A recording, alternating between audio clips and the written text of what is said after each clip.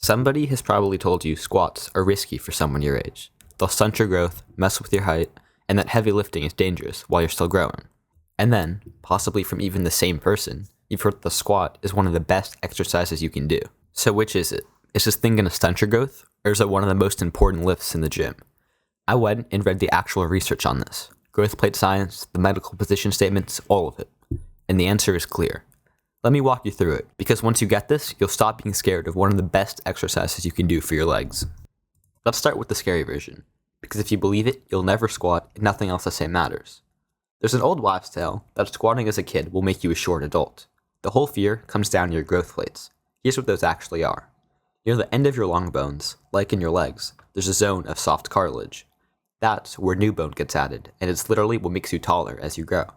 Sometime in your late teens or early 20s, when you're done growing, those plates fuse into solid bone. Until then, they're the soft spot, and that's the thing people are worried you'll damage.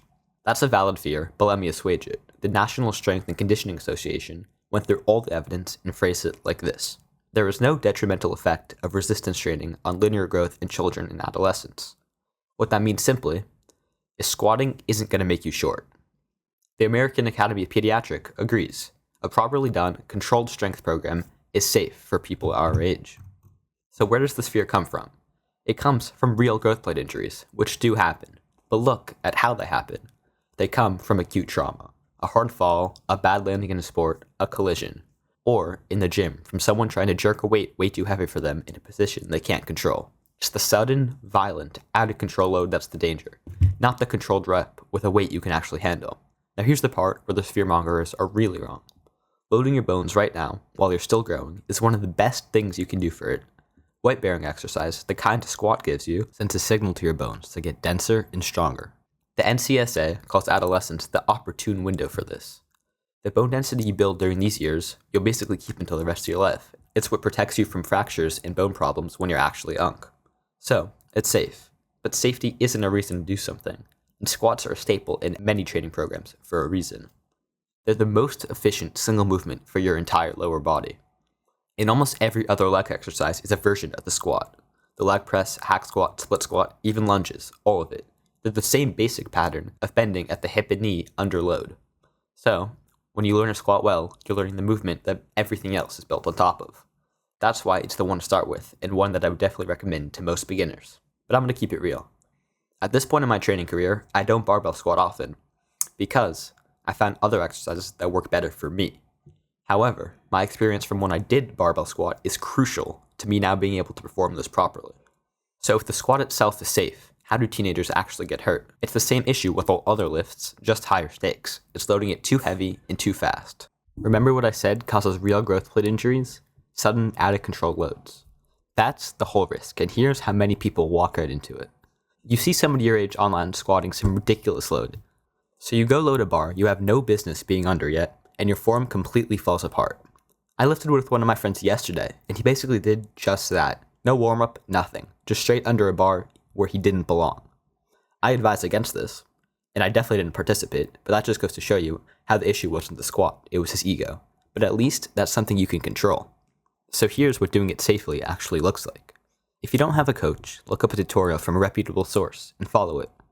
Start squatting with nothing but your body weight and do it till you're blue in the face. I'm not gonna lie, this isn't the best for strict muscle growth, but it is great for learning form. Once you've got the body weight one down, and you think you're strong enough, you can move over to the bar. This changes your center of mass, so you should now rep this one out again, just focusing on form. If the bar is too high of a weight jump, grab a lighter dumbbell and practice with goblet squats.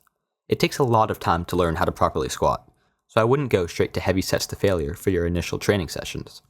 Only once you're very comfortable with the movement should you start increasing the intensity. And one myth to kill while we're here. Never let your knees go over your toes. Researchers actually tested this. They had people squat while a barrier stopped their knees from traveling forward, compared to a normal squat.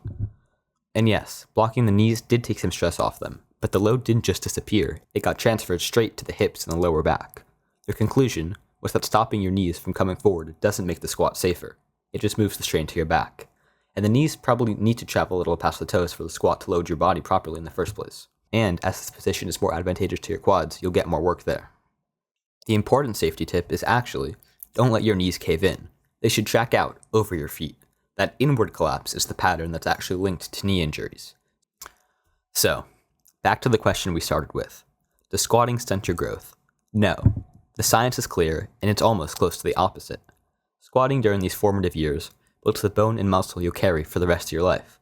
And squatting is a staple for a reason. It's the most efficient lift you can do for your legs, and the foundation almost every other leg exercise it's built on. The only real risk was never the squat. It was rushing it, loading a bar too heavy before you've earned it, and then losing control of it. And the squat is particularly susceptible to this for ego reasons, but that's something you have control over. So start light, control every rep, and go as deep as your body will healthily let you, and earn that weight slowly. Do that, and squatting will reward you. Muscle Maurice, signing off.